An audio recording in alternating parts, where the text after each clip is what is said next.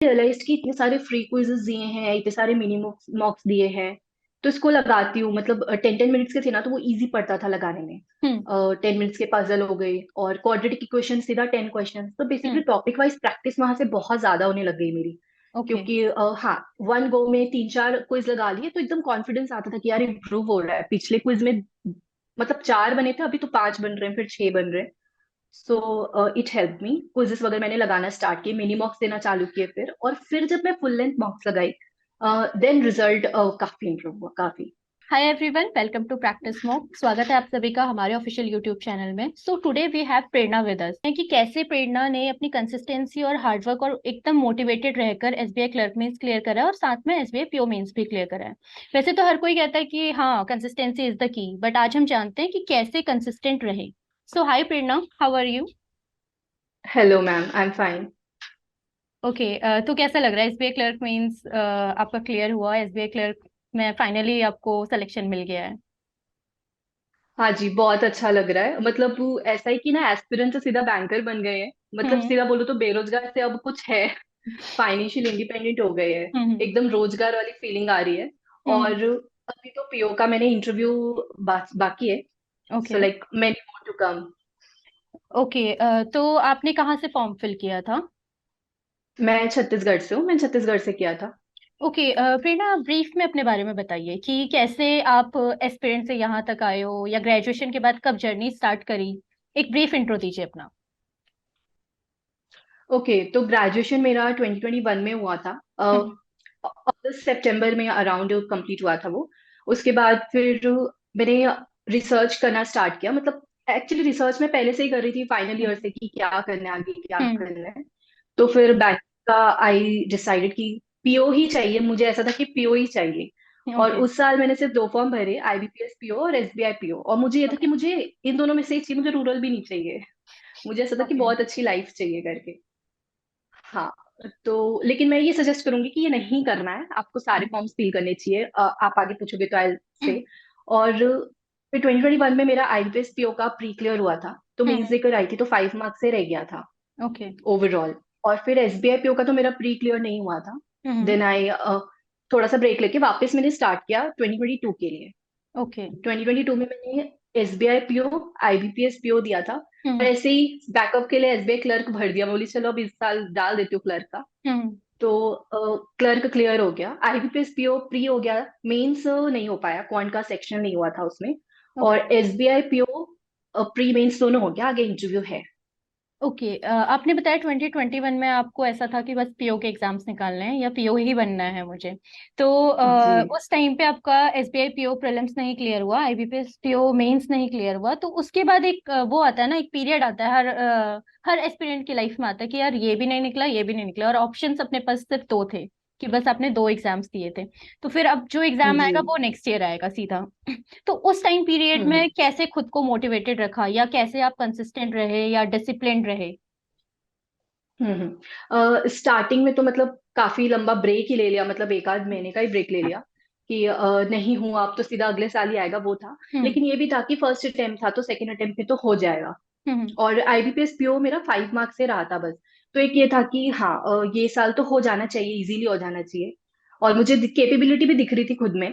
हम्म। लेकिन प्रिपरेशन के टाइम हाँ, नेगेटिव फीलिंग्स, बहुत नेगेटिविटी फील होती है जब आप हम्म। अकेले प्रिपेयर कर रहे हो। तो उसके लिए मैंने क्या किया, मैंने बेसिकली मेंटल हेल्थ पे वर्क किया है अपनी। हम्म। मुझे मेरे एक बहुत अच्छे फ्रेंड ने रिकमेंड कर दिया कि बुक्स रीड करनी चाहिए आपको, जो हम्म। सेल्फ हेल्प बुक्स होती है या कुछ अच्छी। मतलब बेसिकली ना, आप घर बैठे किसी एक बहुत ब्रिलियंट पर्सन का एक्सपीरियंस पढ़ रहे हो, जो वो उसने 30-40 साल हम्म। में गेन करके एक यस। बुक लिखी है। हम उसे 1 महीने में कंप्लीट कर लेते हैं। एंड ऑब्वियसली आप एक एक बुक को पूरा कुछ नहीं सीख सकते, लेकिन उससे 20-30% भी आप सीखते सीखते चल रहे हो, तो आप बहुत बेटर बन जाओगे।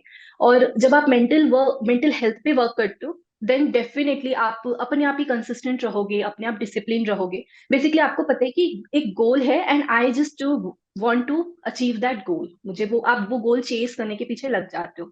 और हाँ, कंसिस्टेंसी का ये है कि कंसिस्टेंसी से ज्यादा आपको डिसिप्लिन चेस करना चाहिए। और हाँ, ये सुन के लगता है कि डिसिप्लिन होना चाहिए, लेकिन वो हम्म। होता नहीं है कि अब डिसिप्लिन आप डेली सेम चीज, सेम रूटीन नहीं फॉलो हम्म। कर पाते।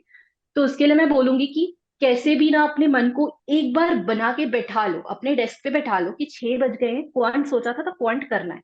मन नहीं हो तो भी बैठ जाओ, बैठ जाओ, क्वेश्चंस करना कोशिश करो। स्टार्टिंग में 10 मिनट की स्ट्रगल है, लेकिन फिर आप फ्लो में आ जाओगे, और फ्लो में आते ही फिर आप पढ़ाई वापस कंटिन्यू कर लोगे। वो पूरा दिन अगर आप बर्बाद करने से अच्छा कम से कम 2 घंटे भी उसमें पढ़ लिए तो आपकी कंसिस्टेंसी मेंटेन है।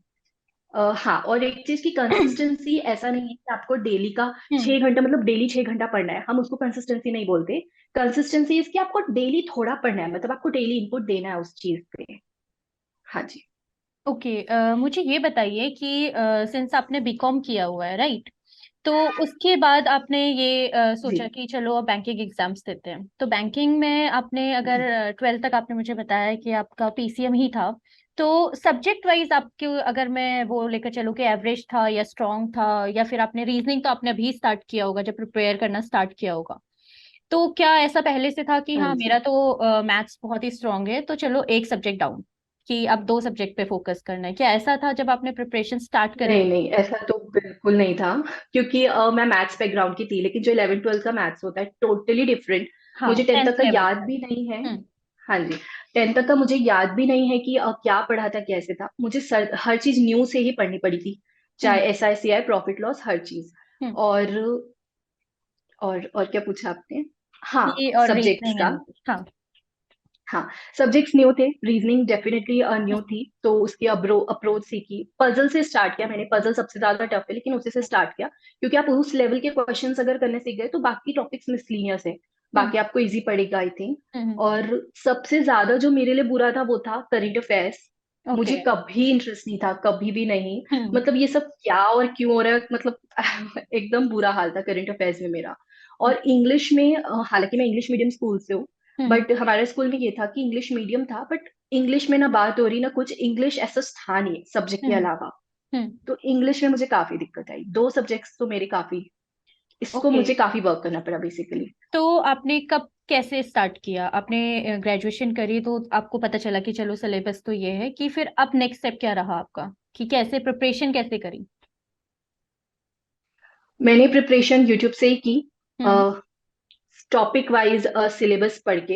हम्म हाँ, मतलब मैं सर्च करके पढ़ती थी। अगर मैं ऐड करूँ तो 12th के बाद मैंने क्लैट की तैयारी की थी। ओके। क्लैट के लिए मैं 3 मंथ्स का क्रैश कोर्स की थी। हम्म तो कहीं ना कहीं वहां से मुझे ना उसका सिलेबस पूरा सेम है बैंकिंग के साथ, हम्म तो मुझे थोड़ा हिंट मिल गया था कि क्या होता है इसमें।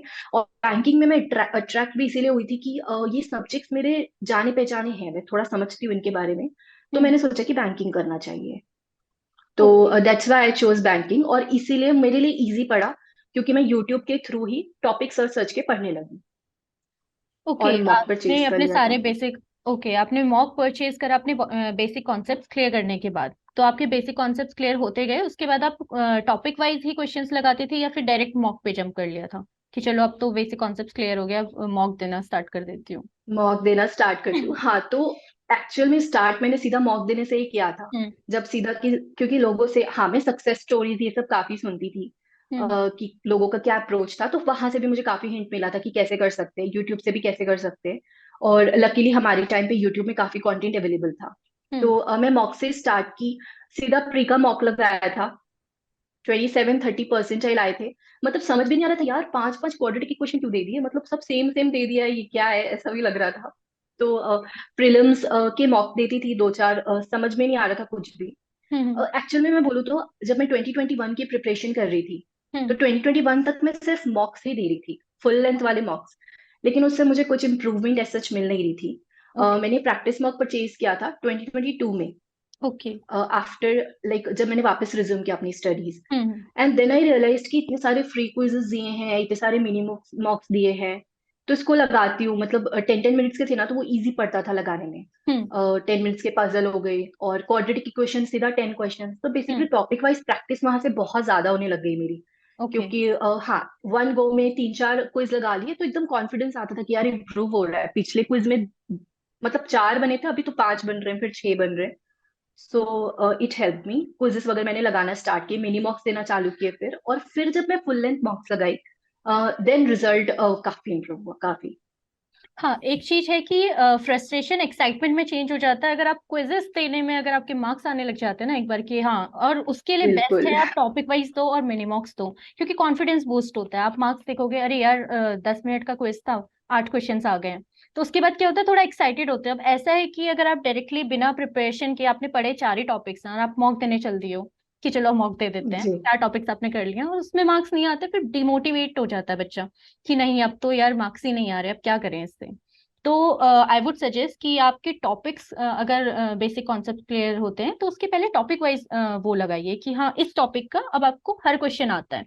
तो मॉक में जब आपको दिखेगा, क्या हो सकता है ज्यादा से ज्यादा कि एक डिफरेंट क्वेश्चन हो, उस टाइम पे वो आप मिस कर सकते हो, बट नेक्स्ट मॉक में आप फिर से उसे अटेम्प्ट कर सकते हो सॉल्यूशन में देखकर। ओके, इसके बाद मॉक की क्या जर्नी रही है आपकी, कि सारे आपने टॉपिक वाइज दे दिए, मिनी मॉक्स दे दिए, फिर आप प्रीलिम्स के मॉक्स पे जंप कर रहे हैं? हाँ जी, मैं फिर ऐसा रखी थी कि मेरे को डेली क्विजेस तो देने ही देने। मैंने अपना पढ़ाई का स्टार्ट क्विजेस से करती थी। एक हम्म फ्लो बन जाता था जब हम बोलते कि डेली स्पीड मैथ्स करो, तो हम्म कहाँ से करोगे? तीन चार क्विजेस लगा लो, वो डन है। मतलब उसके बाद पीडीएफ पीडीएफ आपको इतना मेहनत करने की जरूरत नहीं है दूसरे साइट्स पे। हम्म तो आप डेली के मैं क्विजेस मेरा फिक्स था देना। इवन मेंस के भी क्विजेस से मैं काफी इंप्रूव की हूँ। तो हम्म मेंस का, प्री का, सबका क्विजेस। और मॉक का फिर मैंने ऐसा रखा था कि 3 4 दिन में खुद की परसेंटाइल, क्योंकि वहां से भी कॉन्फिडेंस आता है ना जब परसेंटाइल इंप्रूव हो हम्म रही होती है ओवरऑल। तो फिर मैं मॉक्स का ऐसे रखती थी जब मुझे नीड होता था, या 3 4 दिन में एक बार एक दे दिया, हम्म ऐसा रखती थी मैं।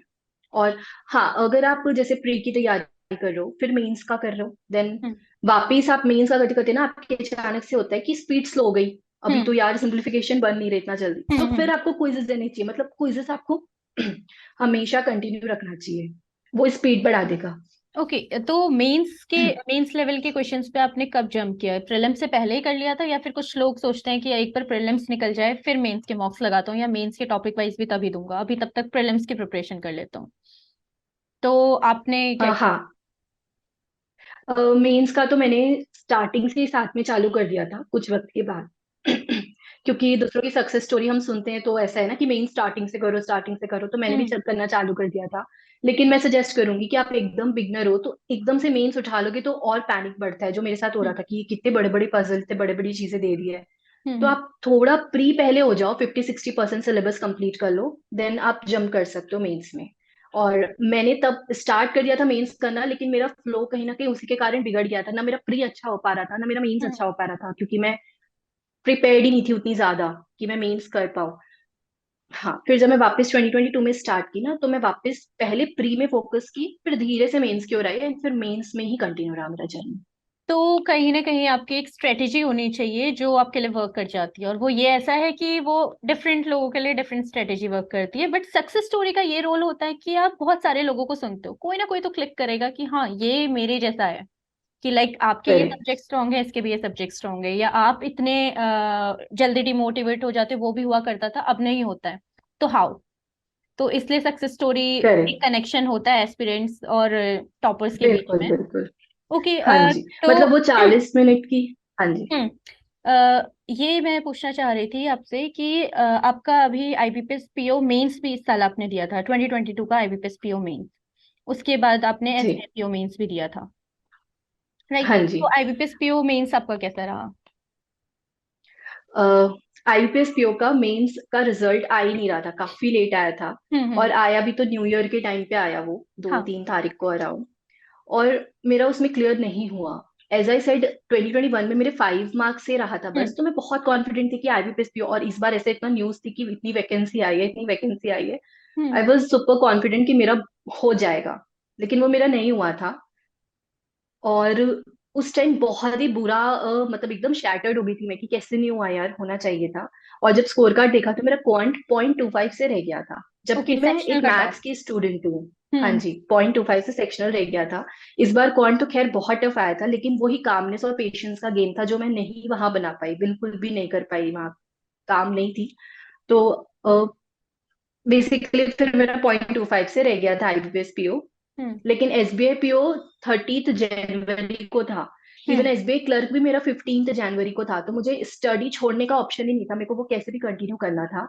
क्योंकि छोड़ नहीं सकती थी, मुझे पता था दोनों मेरे प्री क्लियर हो जाएंगे, मेरा मेंस है। तो मैंने हम्म। कैसे तैसे तो स्टडी कंटिन्यू ही रखी, और फिर दोनों का मेंस क्लियर हो गया। ओके, आपने बताया कि आईबीपीएस पीओ मेंस का रिजल्ट बहुत हिट कर गया आपको, कि अब ये तो नहीं बहुत क्लियर हुआ, ज्यादा। तो फिर एसबीआई पीओ मेंस के लिए आपने फिर भी पढ़ाई करी। हाँ। अब मुझे मतलब ये भी लगा था कि एसबीआई पीओ कहाँ ही होगा यार, अगर आईबीपीएस पीओ नहीं हुआ तो। हम्म। और मतलब लिटरली मैं 2 दिन तक तो सिर्फ रोने का काम की हूँ, और कुछ नहीं। ओके, हाँ वो होता है, आपका पूरा साल जाता है ना, क्योंकि ईयरली एग्जाम होता है, एक बार होता है। अब इस साल नहीं हुआ तो फिर अब एकदम नेक्स्ट ईयर के लिए आप वेट करते हो, और एक एक परसेप्शन बना बिल्कुल। रहता है स्टूडेंट्स के माइंड में कि आईबीपीएस पीओ से टफ है एसबीआई पीओ, और आईबीपीएस पीओ नहीं हुआ तो एसबीआई पीओ कैसे होगा। तो इस पे आप क्या हाँ सोच जी, मेरे को वही था कि, और इस बार एसबीआई पीओ का रहे हैं? वैकेंसी कम आया, और मैं ऐसे जनरल कैटेगरी की हूँ, मैं बोली अब एसबीआई पीओ क्या ही देने जाऊं, मेरा तो होगा ही हम्म नहीं, ऐसा लग रहा था मुझे। और मैं एकदम ऐसे एटीट्यूड के साथ गई थी, चल अब दे देती हूँ, क्लियर हुआ है प्री तो। मुझे बिल्कुल ऐसा मैंने एफर्ट ही नहीं डाला कि एकदम अच्छा पेपर जाना चाहिए, बस मैं एकदम स्मूथली कर ली, और वो क्लियर हो गया, लाइक सरप्राइज हूँ मैं भी। ओके, तो क्वांट में बेसिकली आप क्या हुआ था वहां पे, आप पैनिक कर गए थे आईबीपीएस पीओ मेंस का हाँ जी। पेपर देखकर। एक रीजन ये भी होता है पैनिक करने का कि प्रिजम्पशंस बहुत होते हैं स्टूडेंट्स के माइंड में, कि लास्ट ईयर की कट ऑफ तो इतनी गई थी, सेक्शनल कट ऑफ इतनी गई थी क्वांट की, दैट्स तो इतने हाँ जी। क्वेश्चंस तो अटेम्प्ट कर। 20।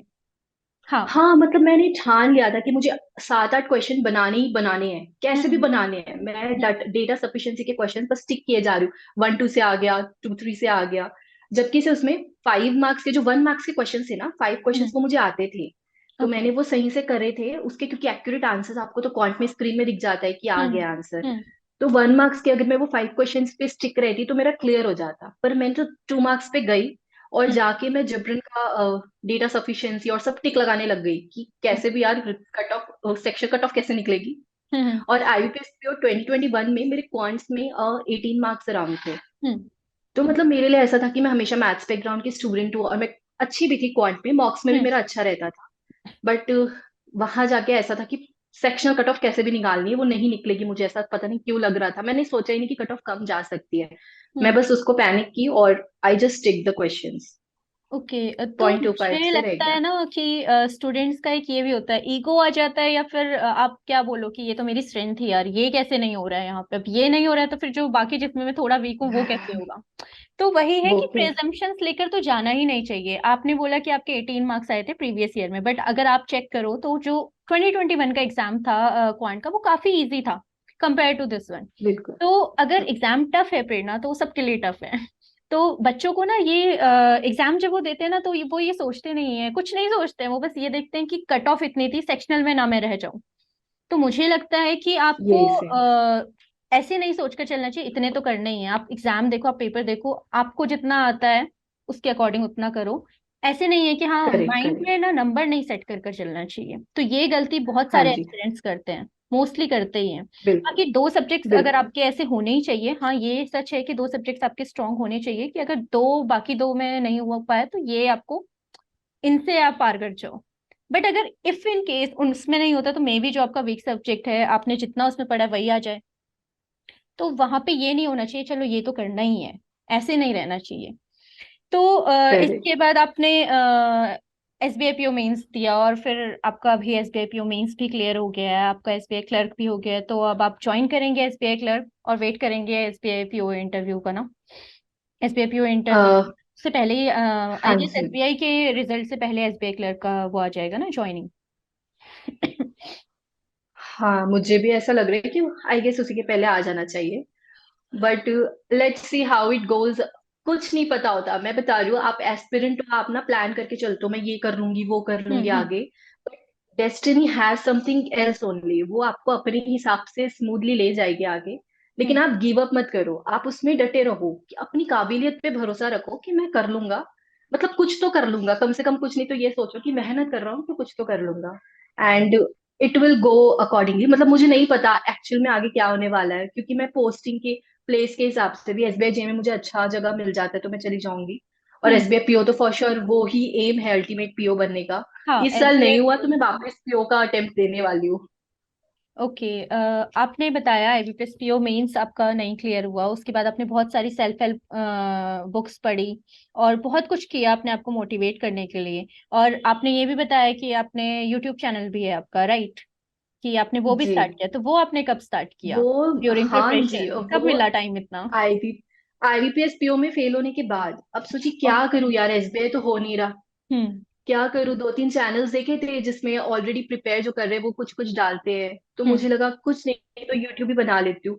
शायद 7-8 महीने या एक आध साल के बाद इसमें कुछ हम्म। इनपुट मिल जाए, आउटपुट मिल जाए बेसिकली इससे कुछ। तो हम्म। मैंने यूट्यूब बनाया after my IBPS PO mains का फेलियर, उसके बाद मैंने यूट्यूब बनाया और सोचा कि यूट्यूब बना बना के स्कोर कार्ड आएगा तो स्कोर कार्ड डालूंगी। तो ओके। वैसे करके मैंने स्कोर कार्ड डाला उसमें, हम्म। तो मतलब डाले लाइक था नहीं, 0.25 से रह गई थी तो, लेकिन हाँ हम्म। मैंने यूट्यूब तभी बनाया। एंड थैंकफुली बहुत सारे लोग मुझसे कनेक्ट कर पा रहे हैं बहुत अच्छे से। Hmm. So I think yes it is also going well. वही मैं बोल रही हूँ कि डेस्टिनी के पास कुछ अलग ही होता है, मुझे पता नहीं था कि मैं चैनल बनाऊंगी तो इतना मुझे मिल जाएगा उसमें आउटपुट, लेकिन बहुत जल्दी मिल गया। तो वही पॉइंट है कि मोटिवेटेड रहो, आप पॉजिटिव रहो, तो कुछ ना कुछ बेटर होगा। कि एक होता है ना कि डेफिनेट। विल पावर होनी चाहिए, बट वो विल पावर लेकर कहाँ से आए? इतने फेलियर होते हैं, एक अननोन सा प्रेशर होता है सोसाइटी से, वो चाहे घर वाले कुछ ना कहें, बट हाँ 2 साल हो गए यार घर पे ही है। तो अभी ऐसा है कि आपको तो 2 ही साल हुए हैं, पर बेसिकली आपका ये सेकेंड अटेम्प्ट है। बट बहुत सारे लोग हैं जो ना 3-4 साल से कर रहे हैं, एंड वी कैन नॉट से कि हाँ वो कहीं पे लैक कर रहे हैं, या फिर मतलब आपका क्लियर हुआ है आप ज्यादा स्मार्ट हो, या जिनका भी क्लियर हुआ है वो ज्यादा स्मार्ट है उन स्टूडेंट से। इट्स जस्ट दैट कि hmm. That is not their day. कि उस दिन ऐसा जैसे आपके साथ हुआ कि क्वांट आपका बेस्ट है और आप 0.25 से उसमें रह गए, तो ऐसा ही होता है। तो उस टाइम पीरियड में वो कैसे खुद को मोटिवेटेड रखें, कैसे फिर से नई जर्नी के लिए फिर से वही विल पावर लेकर आए, वही डिसिप्लिन लेकर आए? यस मैम, वही है कि आपको कैसे तो करना पड़ेगा, मतलब या तो ना आप अपना वाई ढूंढ लो कि आप क्यों कर रहे हो, क्यों करना चाह रहे हो। और जब आपको पता है कि कोई ऑप्शन नहीं है ये करने के अलावा, मतलब चाहिए फाइनेंशियल सपोर्ट चाहिए घर के लिए, कोई ऑप्शन नहीं है, तो वो अपने आप आपको पुश करेगा करने के लिए। और आप बस गिव अप मत करो, बस इतना ही बोल सकते हो। और जैसे कि मैं जिम जाती हूँ, तो जब जिम में हम्म। जाके जिम के वेट्स बढ़ते हैं तो वहां से मुझे किक मिलती है, मतलब वहां हम्म। से फ्रेश होके आके फिर पढ़ाई में बैठती हूँ तो हाँ, तो इट्स लाइक वो मेरा एक दूसरा पैशन है जिम का। हम्म। तो हाँ, एक चीज और बोलूंगी कि आप प्रिपरेशन में सिर्फ अपनी पढ़ाई में अपने आप को ना देखिए, आप हम्म। ओवरऑल अपनी पर्सनालिटी बिल्ड करने में लगे एग्जैक्टली। रहे। मतलब अभी मैं इतना कम्युनिकेट कर पा रही हूँ, पहले मेरा मुंह ही नहीं खुलता था किसी के सामने, और अभी मुझे बहुत लोग बोल रहे हैं कि मेरी कम्युनिकेशन स्किल्स अच्छी हो गई है करके। हम्म। तो ये सब ना अपने आप डेवलप होता है, ये एक प्रोसेस है। मतलब ये प्रोसेस है, प्रोसेस का पार्ट है जो आपको निखार देता है, जब कल को आप सक्सेस लोगे हम्म। तो बहुत निखर के लोगे, अपने आपको अपने ऊपर मेहनत करनी पड़ेगी।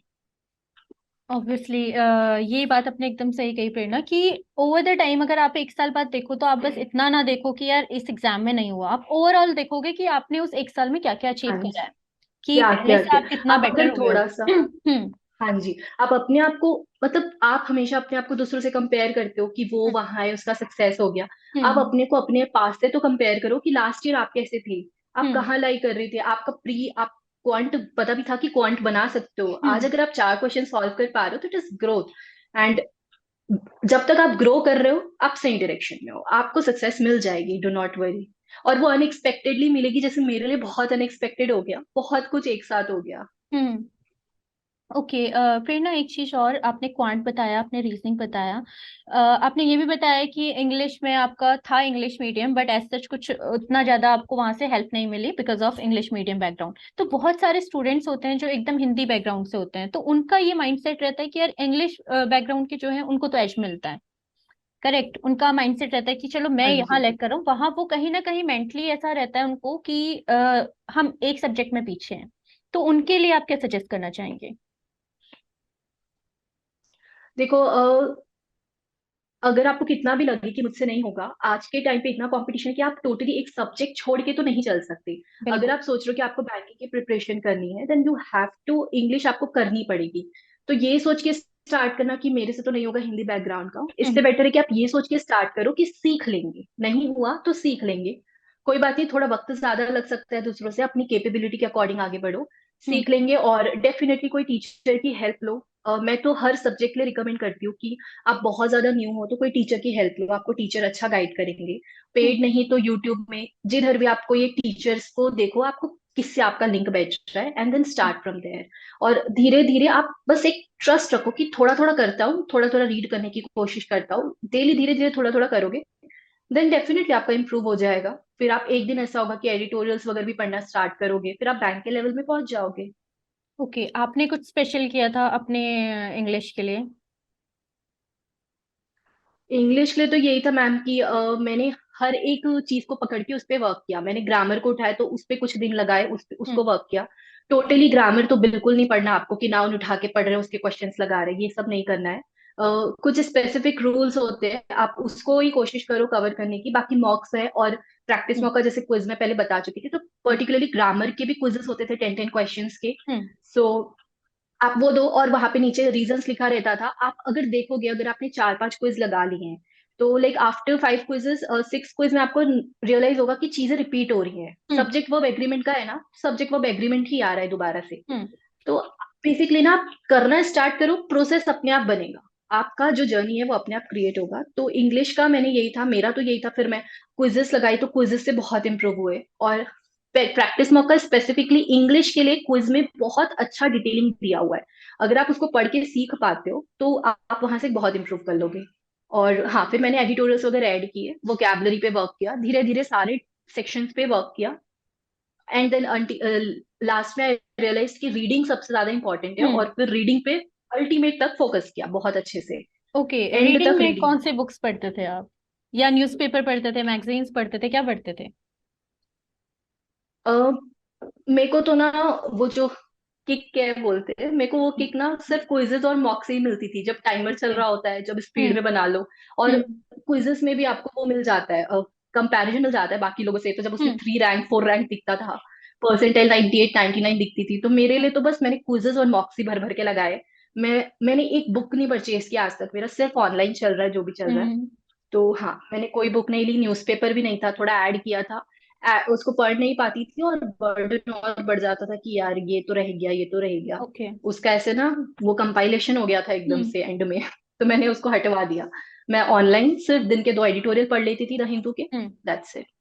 ओके। बाकी क्विजेस मॉक्स ये तो देती थी। तो आप नॉर्मली कोई वैसे कोई स्टोरी बुक या नॉवेल्स ऐसे कुछ रीड करते थे जब एक बार लगा कि हाँ रीडिंग बहुत हेल्प करेगी? तो एडिटोरियल्स तो आप दो करते हो, उसके बाद आप बोर हो जाते हो, नहीं इससे ज्यादा तो नहीं पढ़ सकते अगर आपको हैबिट नहीं है तो। ऑब्वियसली। बट हाँ, अगर फिर भी हाँ आपको जी। अपनी स्पीड तो मेंटेन करनी ही है, उस कंपटीशन लीग में तो आना ही है, तो उसके लिए आप अपनी फेवरेट बुक्स पढ़ सकते हो। अब जिसको बुक्स पढ़ने की भी आदत नहीं है वो क्या करे? जो स्टोरी बुक भी नहीं पढ़ना चाहता है, नॉवेल्स भी नहीं पढ़ना चाहता है, तो वो कहाँ से स्टार्ट करे? नहीं मैम, तो आपको कुछ तो एफर्ट लेना पड़ेगा ना। मतलब आपको एडिटोरियल में भी इंटरेस्ट नहीं आ रहा, आपको क्विज बॉक्स भी नहीं लगाने, अब बुक्स पढ़ो तो फिर बुक्स तो पढ़ने ही पड़ेंगे। आपने तैयारी अगर करने का सोचा है तो। ओके। बाकी मैं तो सेल्फ हेल्प बुक्स हम्म। पढ़ती थी।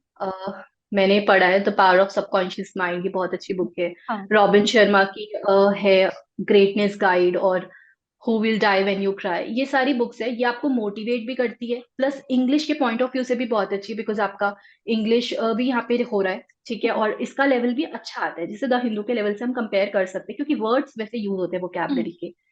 तो आप ये बुक्स ऐड कर सकते हो फॉर श्योर, और ऐड करना ही चाहिए मेरे हिसाब से, क्योंकि आप मोटिवेटेड और डिसिप्लिन भी रहोगे अपनी जर्नी में। हाँ, फिट होनी चाहिए। जब आपके मेंस में आरसीज आते हैं ना, बहुत सारे आपके आरसीज आते हैं, तो उस टाइम पे आपकी कोई ग्रामर नहीं हेल्प करेगी, आपको हेल्प वही करेगी रीडिंग स्पीड। आपने कितनी जल्दी जल्दी पढ़ा और आप कितनी जल्दी उसे कॉम्प्रिहेंड कर पा रहे हो। तो ग्रामर का कॉम्प्रिहेंड कर पा रहे हो। आरसीज पे कोई रोल नहीं है। तो अगर आप ऐसा है कि हाँ ग्रामर के इतने रूल्स रट लिए हैं फिर भी नहीं हो पा रहे, बट जैसे कि हम देख रहे हैं वेटेज बढ़ता जा रहा है आरसीज का इंग्लिश में, तो वो भी है कि हाँ आप आरसीज को भी स्ट्रांग रखो, आप ग्रामर को भी स्ट्रांग रखो। ओके प्रेरणा, तो फिर ऑल द वेरी बेस्ट, आपका भी इंटरव्यू है। आई विश, आई होप कि आपका एसबीआईपीओ क्लियर हो जाए और आप हमसे फिर से मिलें थैंक यू हमारे मैम। प्लेटफॉर्म पे। अब एंड थैंक बिल्कुल। You so much for your interview. Thank you. Thank you so much.